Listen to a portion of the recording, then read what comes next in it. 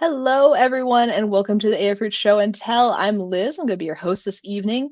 If you would like to join the stream, you can find a link to in the live broadcast chat over on our Discord at adafruit.it/Discord. But first, we're going to kick things off by hearing what Adafruit folks are working on, beginning with Scott. Hey, Scott, how Hello, are you? Liz. I'm Hey. doing all right. I got a little bit of a cough, but it could be Mm, worse. it can always be You worse. know, kids. Yeah. So I've been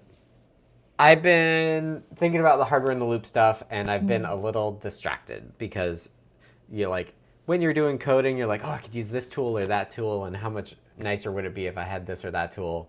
yeah. And usually in like pre LLM world, you're like, it'd take me too much time to do that thing. Yeah. And now that's not really true.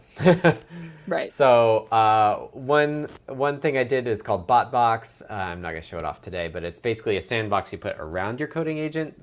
And the nice thing about that is that once you set it up, you can use it for anything. So I'm like Nice. switching between Claude and Pi, and I don't have to worry about it because the outer wrapper does the sandboxing.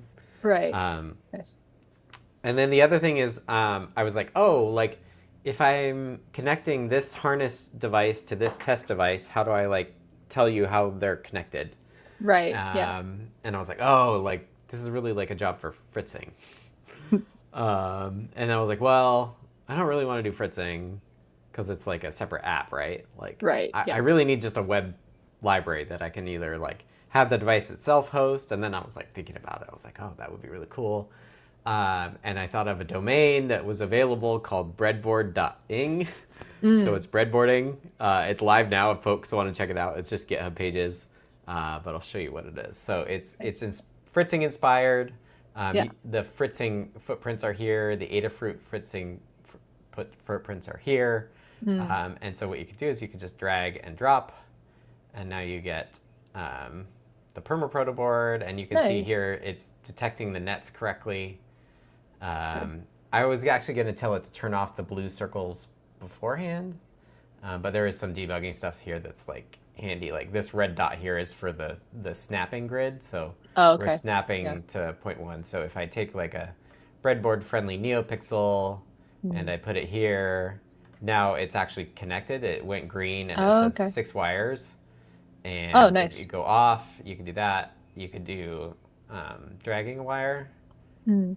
and then you can select the wire and bend it if you want. Although I realize there's Nice. a bug here. If I zoom Oh. out, it doesn't work, Oh, or at least like the bend changes based on zoom, which I thought was yeah. kind of funny. That's cool. I also want to do like a Sparky thing. So like I let's see if I click this and delete it. I want to do a little like Sparky icon if I do like this, where I'm like connecting ground and Mm. power. I think that'd Yeah, be that would be cool. cool. Yeah. And then I don't know. I'm gonna move it off. I'm a little scared if I rotate it. Um, but yeah, you could do that too. So you can like do manual wires, or you can do this snapping like on from one thing to another. So you can see Nice. here that like now these are all connected together. Cool. Um, that sort of thing. And then you can't see my URL bar, but all of the state is actually saved in the URL bar. So you can Oh, share it, and if I hit reload, it, I guess the left-hand side didn't stay the same, but what's on here did. the session kind of Yep, thing. Yeah. yep, it just saved right in the URL, which Cool. means you have these like nasty long URLs, but like there's no, like I have no server to like save a short URL for you. Right. Um, so yeah, that's where I'm at. I'm currently working on, if you clear it, it says or drop a fritzing file here, Mm. and it doesn't currently work. Gotcha. Yeah, those So files can be kind of weird. yeah, and like of course this is all vibe coded, and I have a vibe code converter from KiCad. Like I want Mm. my hardware in the loop board so that I can plop that down and then a feather on it and get the automatic like mapping of pins to pins, Mm. plus a picture of like what it would look like on it. Right. Yeah. Um, but it's not importing correctly right now. So Gotcha. that's currently what I'm working on. These Yeah. ones on the left-hand side have like a pre-computation phase that's done in Python and then committed, Oh, okay. which I think I need to just unify to JavaScript completely instead. So Nice. yeah, folks should play around with it. If you want to vibe some changes up to it, I'm happy to it's all vibe coded. Throw your agent at it if you have ideas. One idea I was pitching was being able to do like stemma wires and stuff. Mm, So like different types of yeah, wires, not just jumper wires. So I think that'd that'd be be really cool. neat. Yeah, So speaking of someone who does a lot with fritzing, both making the parts and using it, like it's cool to see a different approach to it. yeah, thanks. And yeah, I'd love to have you change it the way that you want it. I was also doing. I vibed up a KiCad 3D model to Mm, 2D SVG okay. script, so that it's like we should just put the work in to get the 3D model in KiCad working, and then be able to generate the fritzing, right? Like those Yeah, shouldn't be two separate things. So yeah. yeah, that's where I'm at. Very cool. Very And are you? distracted, but you know. No, it's. I think it's good work. Good work. So, and are you deep Yeah. diving on Friday? That's the plan, but as Cool. always, I have two young children, so we'll see. Gotcha. Okay. Well, always good to see what you're working on. Thanks, Scott. Yep. Thanks for hosting. No problem. Have a good one. All right, now we're going to hear from Dan Q. Hello. Hello. How's it Hey, going? good. How are you, Liz? Good, good. So yeah, this week, I make music, sound design, video sometimes for Adafruit. Mhm. I usually make most of my stuff in Ableton or hardware funnel. Ableton's the great collector of sounds that Yes. can be arranged. So, but yeah, recently I was hanging out with an old IRC friend, and we used to trade modules online stuff, tracker modules. Yeah. But yes, the trackers I used were always sample based, and he showed me something he'd been using called Furnace. I don't know if it's actually called Furnace Tracker or just Furnace, but Furnace. Mm. And it has a bunch of native like chip emulation for all kinds of, I don't know, gaming PC systems and stuff. Very So cool. yeah, I've been spending the last week or so trying to A, remember how to track, Yeah. and B, make it sound serviceable. So yeah, I have a couple things here that I can show. Right. So yeah, here's the project window. I was just playing out my speakers, so hopefully it's not totally blown out. So just a Gotcha. bass line in the left.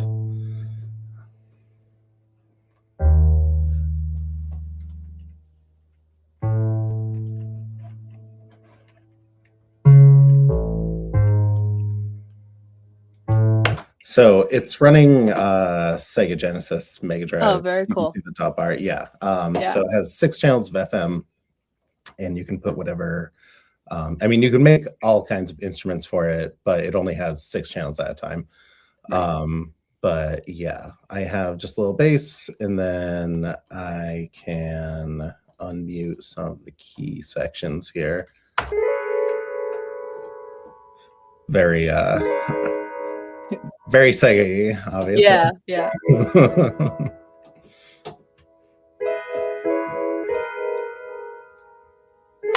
Anyway, but because it's like full emulation of systems, Mm, it has the chipset for the FM, but then it also has like the square channels and the noise channels from the other chip. nice. So altogether, I have a little square in here.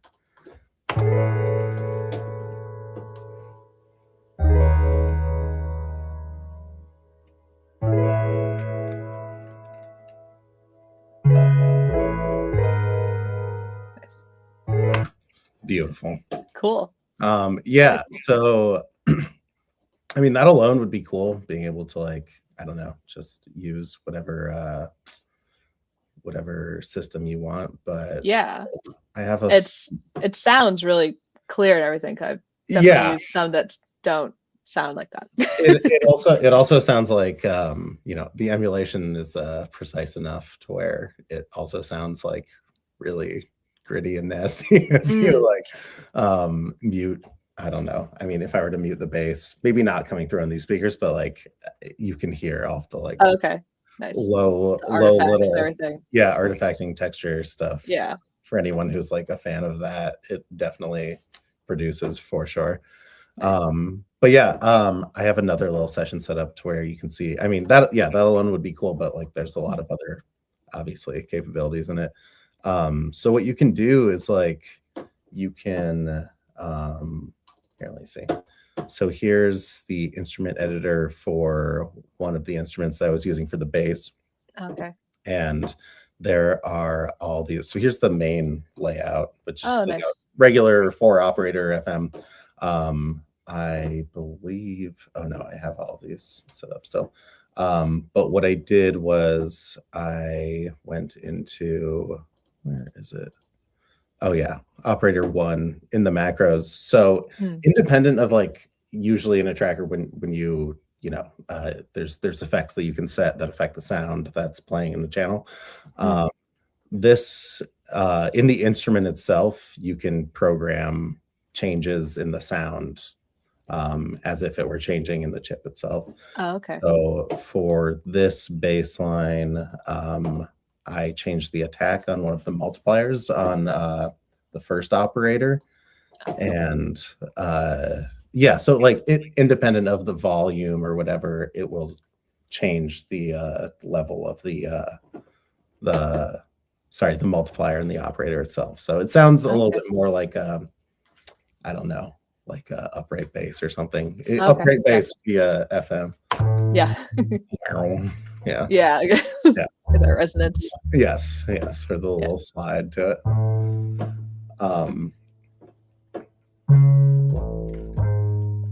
And then how do you find where you're normally working in Ableton, like working in a tracker, do you find that it takes a little bit getting used to, or? Yeah, I feel like when I used to track, and that was the main thing I was doing, like composing would come a lot more naturally to me because I don't know, if you're making sounds, manipulating sounds, and you know, arranging the sounds all in the thing that you're using consistently day after day after day, like you kind of know, I don't know, maybe you'll set something up to where you might want to change it later, so you kind of put it in this intermediate state. You don't kind of like bake it into the pattern, right? But like not having done that consistently for a long time, I find coming to something like this with a plan is a lot better. Yeah. But for people who are familiar with trackers, like, and if that's kind of your native DAW, like this is, I mean, and especially people that like want to get video game sounds, I feel like this is really good for it. But yeah, I set up this other one with a bunch of different macros too, or the same macro for a bunch of different channels. And you can hear how like extreme you can get with the editing of it. Oh, wow. Yeah. Cool. Oh, nice. Yeah. Who doesn't love that? Right. And okay, two of the last really cool things that have been preventing me from getting beyond just like messing around with it because it's too fun is so that's the chipset for the Genesis, but you can also just add whatever else they have available. Okay. So in this channel I have, I mean, it's not gonna sound like much right now on its own, but like I have just a SID chip in here as well. Okay. Yeah. So you can mix and match whatever you want. So I have all the FM square from the Genesis, and then one kind of instance of something that would have a SID chip. Oh, cool. Yeah. Nice.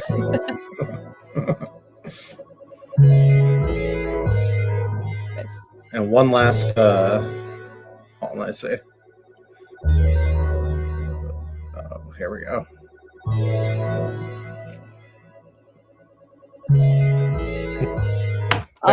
Very fun pattern visualizer. Yeah, that's really cool. Those little bursts. But yeah, like nice. File, new song. Don't worry about that. All the categories are game consoles, computers, arcade systems, whatever. Nice. And yeah, I mean, this is not a paid advertisement, but it's really got me back into tracking, and it's been really fun for work lately. That's super cool. I'm definitely going to try this out. It's really awesome. I'd highly recommend it. Yeah. All right. Well, thank you, Dan Q, for coming by, showing us what you're working on. Cool. Thanks Always for love having hearing me. your new tunes. Thanks. Have a good one. See Bye. you. All right, that's gonna do it for show and tell tonight. There is no JP's workshop tomorrow. John's traveling, but as you heard, Scott will be deep diving on Friday. So until then, hope you have a good evening. Bye.